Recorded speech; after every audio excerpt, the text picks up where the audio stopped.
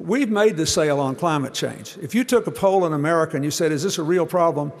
80-something% of the people would say yes. Do you want to do something about it? You bet I do. Would you be willing to pay a little more in the short run to do it? Yes, I would. But I'm still not sure that any member of the United States Congress believes that he or she will get defeated in the next election if they don't do the right thing. And so I will say again, we have to prove this is good business. I remember a few years ago, I was having a conversation with the president of the biggest company in the United States, Walmart, and they were under fire from members of my party for labor practices, healthcare practices, all kinds of things. He said, I want to change the image of this company. What do I have to do? I said, you have to offer a good healthcare program and do something about climate change. He said, why do I have to do that? I said, because you go around the whole world telling everybody that you are the low-cost provider of goods, and therefore you're in the best position to prove that this is good business. So they lowered their packaging by 5%, and it had the equivalent of taking 211,000 trucks off the road.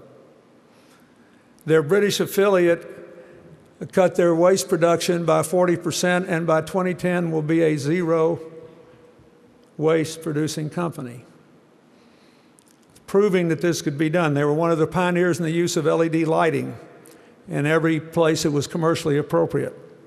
And they're considering now building completely carbon neutral stores. We have to prove that this is not the province of the rich, and that it is not something that we have to sacrifice for.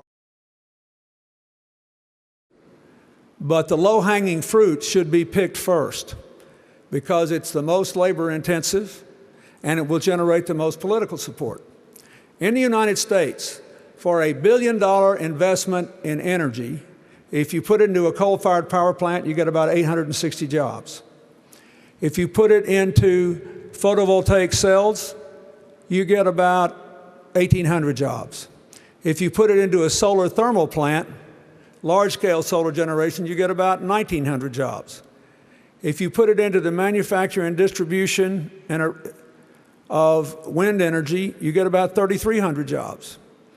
If you put it into building efficiency, 6,600 jobs. Now, I know in some ways in Sweden I'm preaching to the saved here.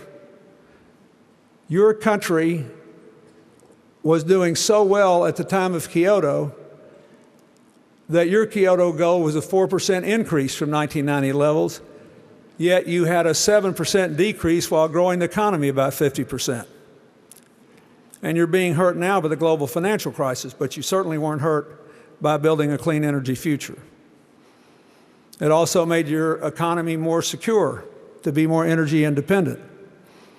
But what we try to do with this building retrofit program is simply to systematize it. I think there should be serious consideration given by Europe, the United States, Japan, and others to literally adopting 2 or 3 countries that are small enough so that if we made intense efforts for 3 or 4 years, we could dramatically reform and modernize the economy, dramatically reduce not only their current greenhouse gas emissions, but their trajectory going forward, and prove that we have workable models that then could be handed out like blueprints and financed by others.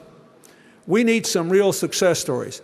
In our country, I believe that nearly every Native American reservation in the West could be energy self-sufficient. I believe the island of Puerto Rico could be energy self-sufficient. I think almost any island in the Caribbean could be energy self-sufficient with solar, wind, and efficiencies if we were prepared to do that. But all over the world, and you have regions of various African countries and some that are small enough, like Rwanda and Liberia, that we might be able to do this. If we could do it, if you could prove that some developing countries actually were richer because they changed their energy future, had more jobs and more evenly distributed economic opportunities, it would be easier for us not only to get more public money, but for people like me to go out and raise more private money. The economy will come back, folks. Everybody always asks me when, and I When they say, when is the American economy coming back? I have a standard answer. November the 8th at 3:30 in the afternoon, to make the point that no one knows.